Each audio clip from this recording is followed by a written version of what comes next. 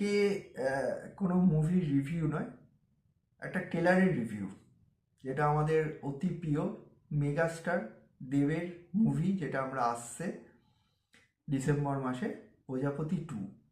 তো ট্রেলারটা দেখলাম, খুবই ভালো লাগছে। মানে দেবকে যে আমরা নতুনভাবে এক একটা চরিত্রে পাচ্ছি, বা ও যে টাইপের মুভি করছে, রঘু ডাকাত থেকে শুরু করে এর আগে খাদান, তারপর এই প্রজাপতি 2। প্রজাপতি 2তে দেবকে তো অসাধারণ লাগছে, অসাধারণ লাগছে। মিঠুন